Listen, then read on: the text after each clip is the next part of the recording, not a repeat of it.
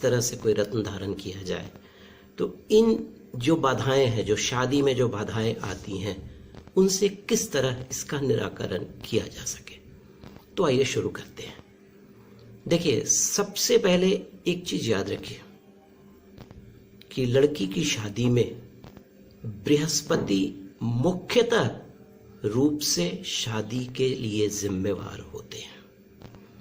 अगर किसी भी लड़की की कुंडली में बृहस्पति किसी भी तरह से दूषित हो गए हैं, या तो किसी पाप घर में चले गए हैं, शत्रु के घर में चले गए हैं, उनका प्लेसमेंट जन्म पत्री में गलत तरीके से हो गया है, या गुरु चांडाल योग बना हुआ है, बृहस्पति की राशि नीच की हो गई है, तो शादी में अकारण कहीं ना कहीं से बाधाएं आती हैं।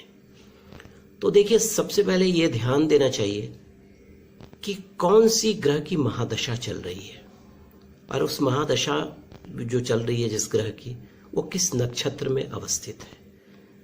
उसके अलावा मांगलिक दोष उस कुंडली में है या नहीं, क्योंकि मंगल जो होता है वो किसी की कुंडली में, लड़की की कुंडली में भ्रूण को निर्धारित करता है, जेस्टेशन का कारक होता है।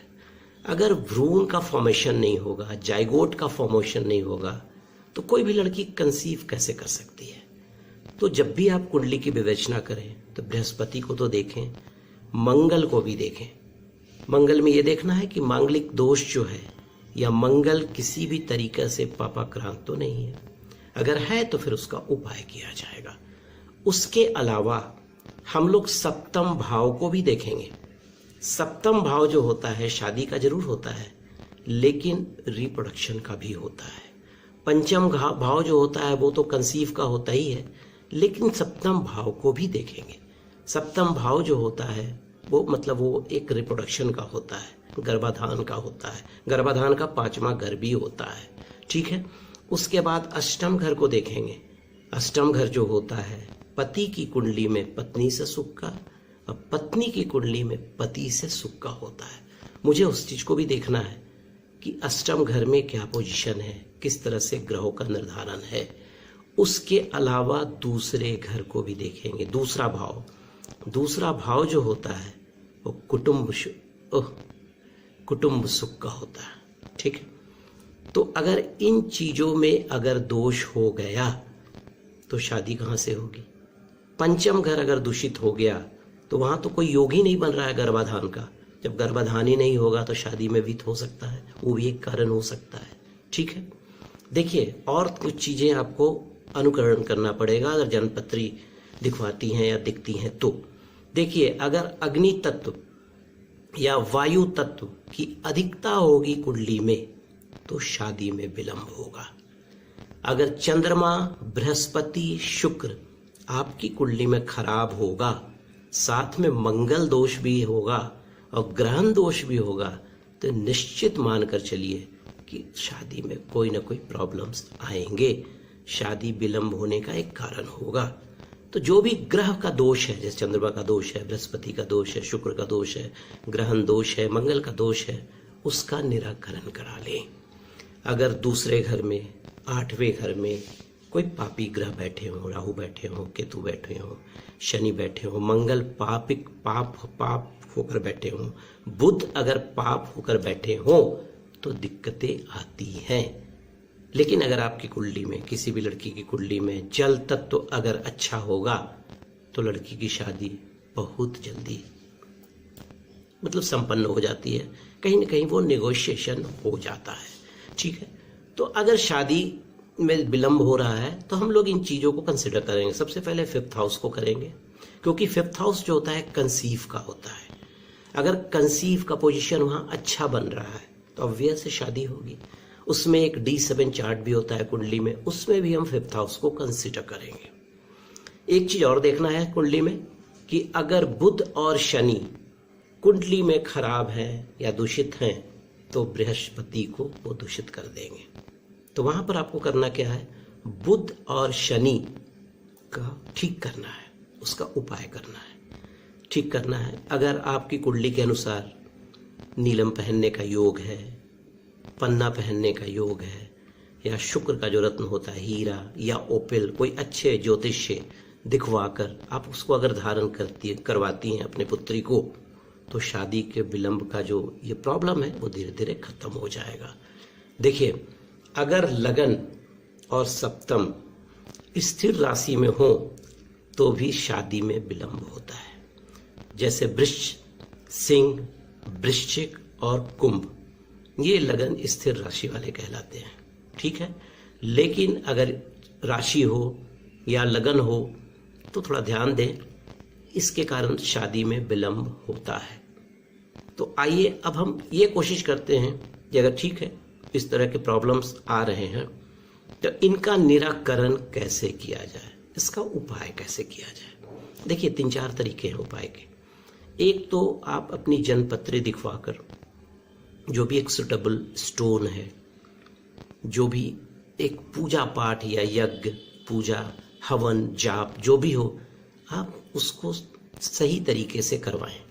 देखिए, सबसे पहले मैं बोलूंगा आपको कि किसी भी शिव मंदिर में जाइए, प्रतिदिन जाइए, सोमवार को तो जाइए ही, प्रतिदिन जाकर दूध, केसर और मिश्री शिव जी को अर्पित करें और वहां पर इस मंत्र का उच्चारण करते हुए अर्पित करें, ओम पार्वती पतये नमः, ओम पार्वती पतये नमः। देखिए, यहां पर क्या हुआ, जब हमने शिव जी को दूध चढ़ाया तो दूध चंद्रमा का भी कारक हो गया, शुक्र का भी कारक हो गया। फिर हमने केसर चढ़ाया, वो बृहस्पति का कारक हो गया। मिश्री चढ़ाया तो ये सूर्य का भी कारक, क्योंकि मीठा है, और ये शुक्र का भी कारक हो गया। तो यहां पर क्या हुआ, शिव सब देवताओं के गुरु हैं और सबसे आदर्श जोड़ी शिव पार्वती की कही जाती है। तो शिव मंदिर में जाकर इस चीज को करें।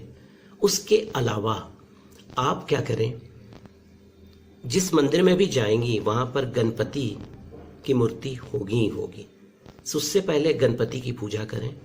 गणपति की पूजा करने के लिए आप क्या करें, 2 ठो गड़ी का गोला ले लीजिए, ठीक है। और गणपति की पूजा अगर बुधवार के दिन जाकर करें तो सबसे अच्छा होगा। उसमें थोड़ा सा शक्कर भर दीजिए और वहां पर जाकर इस मंत्र का जाप करें, ओम रिद्धि सिद्धि गणपतये नमः, ओम रिद्धि सिद्धि गणपतये नमः। इसका जाप करें, देखिए आपको यथोचित सफलता मिलेगी। उसके बाद अब मैं आता हूं स्टोन पे। अगर आपकी कुंडली में पोखराज पहनने का योग है, या 2 तरह की कुंडलियां होती हैं, एक सुर और एक असुर, तो अगर असुर श्रेणी की कुंडली है और अगर पोखराज पहनने का कोई योग नजर आ रहा है या कोई ज्योतिष बताते हैं कि आपको पोखराज धारण करना चाहिए, तो एक पीला पोखराज तर्जनी उंगली में बृहस्पतिवार के दिन धारण कीजिए। फिर देखिए, अगर पोखराज नहीं पहन सकती हैं, आपकी कुंडली में कोई दूसरे तरह का योग है, तो हीरा धारण कीजिए, ओपिल धारण कीजिए, पन्ना धारण कीजिए। देखिए, शादी का योग बनेगा। अब मैं कुछ ऐसे उपाय, देखिए ये टोटका नहीं है, उपाय है। आपका जो मेन दरवाजा है उसमें आप लाल कपड़ा ले लीजिए, उसमें थोड़ा सा लाल सिंदूर डाल दीजिए और 5 कौड़ी, वो जो लक्ष्मी माता पर हम लोग चढ़ाते हैं ना, उसको लाल कपड़े में बांधकर दरवाजे पर लटका दें। देखिए, शादी का योग बनना शुरू हो जाएगा। शुक्रवार के दिन 4 छुहाड़ा ले लीजिए और उसको एक तांबे का कोई भी पात्र, लोटा हो या ग्लास हो, जो भी हो, उसमें 4 छुहाड़ा रात में रख दीजिए। सुबह में उठकर वो जो छुहाड़ा का जो जल है उसको पीपल देव को जाके अर्पित कर दीजिएगा और उस छुहाड़े को लाल कपड़ा में बांध के किसी भी जल में प्रवाहित कर दीजिएगा। देखिएगा, धीरे धीरे रास्ता बनना शुरू हो जाएगा। बुधवार के दिन किसी भी देवी के मंदिर में जाइए, वहां पर 5 पान का पत्ता लेंगी, 5 लौंग रखेंगी उस पर और देवी माँ को अर्पित करेंगी। देखिएगा, आपका रास्ता बनना शुरू हो जाएगा, ठीक है। अगर आपकी कुंडली में कोई ज्योतिष ने बताया कि बहुत भारी मांगलिक दोष है, तो आप 2 काम कीजिए। एक, मंगलवार के दिन हनुमान जी के मंदिर में जाइए, आधा किलो गुड़ लीजिए, 1 नारियल पानी वाला लीजिए, 1 त्रिकोण लाल झंडा लीजिए, उस पर राम लिख दीजिए और हनुमान जी के मंदिर में जाकर बेटी के हाथ से, बेटी को भी साथ ले जाइए, जाके हनुमान जी के मंदिर में चढ़वाइए। 21 मंगलवार चढ़ाइए। ये देखिएगा धीरे धीरे रास्ता बिल्कुल साफ होता चला जाएगा आपका। और एक छोटा सा उपाय बता रहा हूँ, अगर आपको लगता है कि मांगलिक दोष बहुत ज़्यादा परेशान कर रहा है तो आप एक कलश ले लेंगे मिट्टी का, उसमें गुड़ डाल देंगे 250 ग्राम, 250 ग्राम मसूर का दाल डाल देंगे, 100 ग्राम शहद डाल देंगे और उसको लाल कपड़ा से बांध देंगे।